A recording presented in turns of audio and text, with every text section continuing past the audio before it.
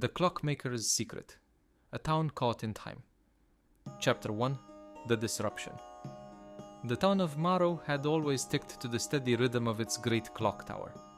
Rising above cobblestone streets and crooked rooftops, the tower was a symbol of stability and order.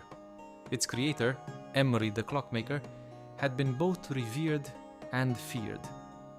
People spoke in hushed tones of his talent for crafting time itself, though few dared to question the nature of his gift. Clara Whitlock, the town's unofficial historian, was one of the few who admired Emery without suspicion. She spent countless hours in the library, poring over his designs, his journals, and any scrap of lore she could find. But when the clock tower's chimes faltered for the first time in a century, her curiosity turned to concern. It began with a single out-of-place tone that echoed through the town square just before midnight. The sound was sharp, discordant, like a clockwork mechanism snapping under a strain. Then, time itself seemed to unravel. Clara's hourglass, perched on her desk, poured sand in reverse. Outside, the once bustling streets stilled, as if the town had collectively forgotten to breathe. When the clock struck 12, the world lurched forward again, leaving an eerie silence in its wake. Clara clutched her notebook, her pulse racing. This was no mere mechanical failure. Something or someone had tampered with Emery's masterpiece. The following morning, Clara roamed the streets of Marrow, gathering whispers and rumors. The baker claimed his bread had unbaked itself, the dough reforming before his eyes. A fisherman swore he had reeled in the same fish 3 times in 1 hour. And an elderly woman spoke of seeing her late husband alive and well in their garden. The stories chilled Clara to the bone. The clock tower's disruption was more profound than she had feared. She returned to her small home, pulling out every note she had ever written about Emery and his work. Theories swirled in her mind. Could the clock's mechanisms have degraded over time, or was this the result of an external force? Her fingers traced the edges of her journal, her thoughts returning to the stories of Emery's disappearance. He had vanished without a trace, leaving only his enigmatic creations behind. If anyone could understand what was happening, it would be Emery. But he was gone, and the answers lay buried in the mysteries he had left behind. Chapter 2. The Key. Theo Marsh wasn't one to believe in magic. As the town's blacksmith, his world revolved around iron and fire, not fanciful tales of enchanted clocks. But when Clara burst into his workshop the next morning, waving a leather-bound journal and ranting about time disturbances, he couldn't ignore the determination in her eyes. Theo, listen to me. Emery's disappearance wasn't an accident. And now, the clock tower... She paused, struggling to find words. It's malfunctioning in ways that shouldn't be possible. I think it's connected to his work. Theo set down his hammer and folded his arms. Clara, clocks break, even fancy ones. What do you expect me to do about it? Help me find his workshop, she said, holding up a small brass key. Its ornate design shimmered in the sunlight, as if imbued with a life of its own. This was hidden inside one of his old clocks. It has to lead somewhere. Theo sighed, but curiosity tugged at him. He'd heard the stories about Emery, and the strange occurrences since his disappearance. If there was even a sliver of truth to Clara's claims, it was worth investigating. Fine, he said. But if this turns out to be some wild goose chase, you're buying me a pint. Clara's face lit up with relief. Thank you, Theo. You won't regret this. They spent the rest of the day preparing for their search. Clara gathered maps, old letters, and a journal, while Theo oversaw her efforts with an air of slight cynicism. As evening fell, they set out toward the clock tower, the key clutched tightly in Clara's hand. The streets were unnervingly quiet, the usual hum of activity replaced by an oppressive stillness. When they reached the base of the tower, Clara hesitated. Are you ready for this? She asked, her voice barely above a whisper. Theo nodded. Let's find out what Emery was hiding. Chapter 3. The Hidden Workshop. The key and clues led them to a trapdoor beneath the clock tower, concealed beneath layers of dust and forgotten debris. As Clara turned the key, the mechanism groaned to life, revealing a spiral staircase that plunged into darkness. Theo lit a lantern and led the way, his broad shoulders brushing against the narrow walls. The air grew colder as they descended, the faint hum of machinery growing louder with each step.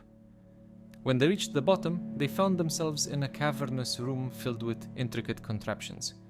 Gears the size of wagon wheels lined the walls, interlocked in impossibly complex patterns. In the center of the room stood a massive clock face, its hands spinning erratically. Clara's breath caught. This is it, Emory's workshop. Theo examined the machinery, his practical mind struggling to make sense of its purpose. What did he build down here? A clock that could rewrite history, Clara whispered, her fingers tracing the edges of Emory's journal. But it's broken, and if we don't fix it, the entire town could be caught in a temporal loop. They began exploring the workshop, uncovering blueprints, notes, and half-finished mechanisms. The air was thick with the scent of oil and aged metal. Clara pored over Emory's writings, piecing together the purpose of each contraption. Meanwhile, Theo inspected the machinery, his skilled hands identifying worn parts and areas in need of repair. This place is incredible, Theo admitted, but it's also a mess. If we're going to fix anything, we'll need a plan. Clara nodded. We start with the clock face. It's the heart of the workshop. If we can stabilize it, we might be able to stop the disruptions. Chapter 4. Wish of a Better Past. As Clara and Theo delved deeper into the workshop's secrets, they discovered a series of riddles encoded within Emory's journal. Each puzzle unlocked another layer of the workshop, revealing fragments of Emory's life. They learned of his wife Helena, who had died in a tragic accident, and his obsession with turning back time to save her. He wasn't trying to control time, Clara realized. He was trying to undo his own grief. So, this entire thing is only to get back his loved one? Theo said admiringly. Or to prevent from losing her in the first place, Clara agreed. One can go beyond any imagination for love, it seems. But someone else had been in the workshop. Footprints in the dust and a shattered gear hinted at sabotage. The journal spoke of a shadowy figure, a former apprentice who had betrayed Emory and sought to use the clock's power for their own gain. If this apprentice has the clock's core mechanism, Theo said, they could rewrite history on a massive scale. We have to stop them, Clara said. But first, we need to stabilize the clock. They worked tirelessly, each discovery bringing them closer to understanding Emory's genius. They pieced together fragments of broken machinery, carefully aligning gears and restoring damaged components. Yet, with every step forward, Clara couldn't shake the feeling that they were running out of time. The disruptions in Marrow were growing worse. Reports of people vanishing or experiencing repeated moments were becoming disturbingly frequent. One evening, while examining a set of intricate schematics, Clara noticed something unusual. Theo, look at this. She pointed to a diagram labeled temporal core. This isn't just a clock mechanism. It's connected to memories. It's like Emory was trying to anchor moments in time. Theo frowned, his brow furrowing. You're saying he wasn't just manipulating time? He was preserving it? Clara nodded. And if the apprentice corrupted this core, the effects would ripple out, destabilizing everything. Theo stood, determination hardening his features. Then we to stop it, no matter what it takes. Chapter 5. Evil Ambitions. The closer they came to repairing the clock, the more erratic time became in Marrow. People reported living the same day twice, while others aged or grew younger overnight. Clara and Theo worked tirelessly, deciphering Emory's notes and repairing the machinery piece by piece. Despite their progress, the weight of their task was suffocating, each tick of the clock above them a reminder of the fragile balance they were trying to restore. Late one night, as Clara reviewed Emory's journal, she stumbled upon a passage that stopped her cold. Theo, she called, her voice trembling. There's a failsafe. Emory knew this might happen.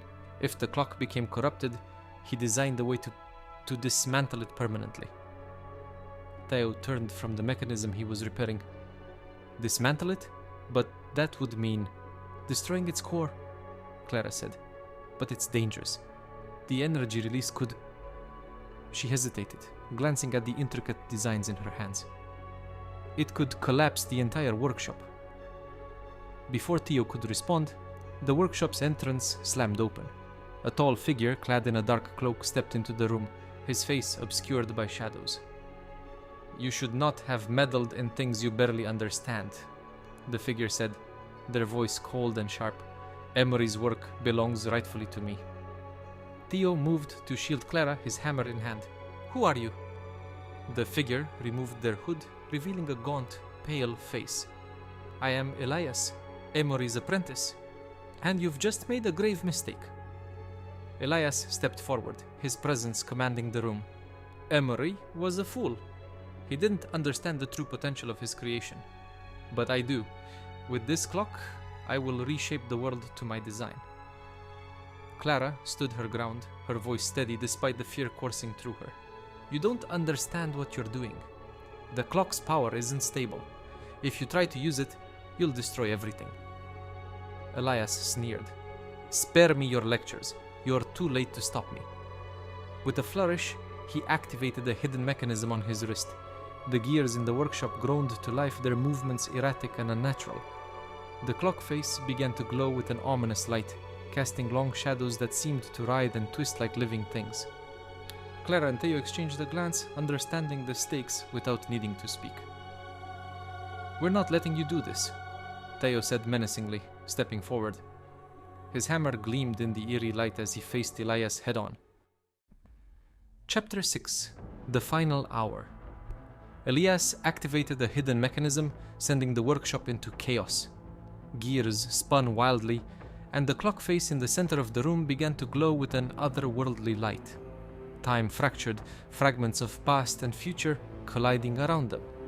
Shadows of Marrow's history danced across the walls, fleeting glimpses of moments long gone or yet to come. Clara clung to the journal, desperately searching for a solution. "We can't let him take control of the clock. If he succeeds, he'll erase everything." "Then we stop him," Theo said, charging at Elias. The two clashed amidst the chaos, sparks flying as Theo's hammer met Elias's blade. Their fight was brutal and unrelenting, a test of strength and will.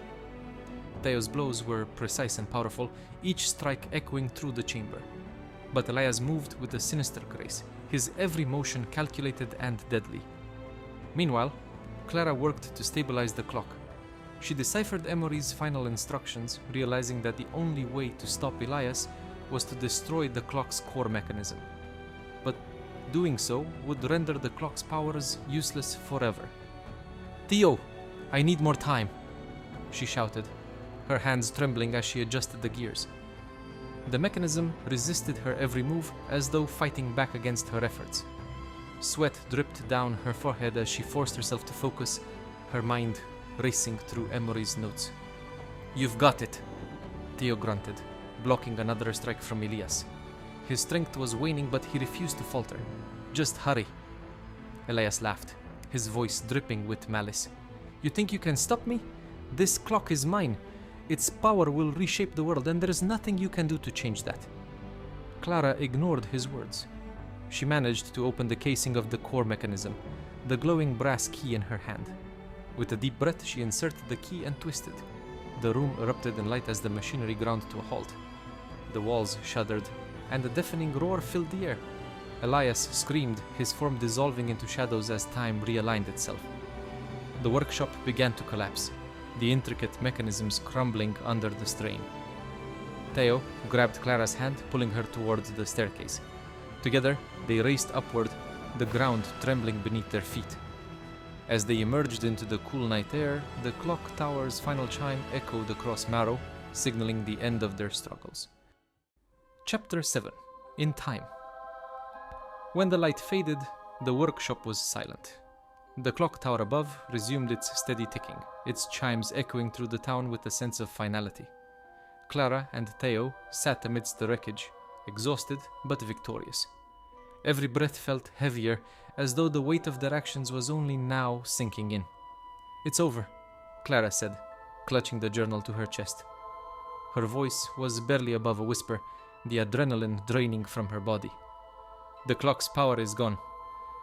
Theo leaned back against the shattered gear, wiping soot from his brow. His hammer rested at his side, its edge dulled from the fight.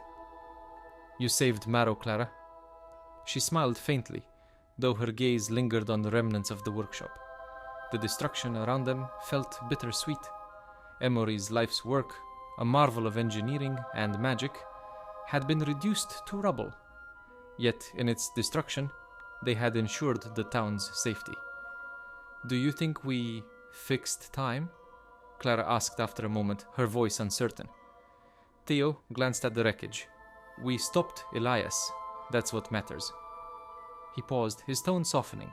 "But time. Time isn't something you fix. It's something you let move forward." As they emerged from the collapsed workshop, the first rays of dawn bathed Marrow in golden light. The town, for all its earlier disruptions, now stood tranquil. The air felt cleaner, the colors sharper, as though the world itself had been reset. If you've enjoyed this story and would like to hear some more, do let us know in the comments below. And also, don't forget to like and subscribe. It helps us a lot. Thanks.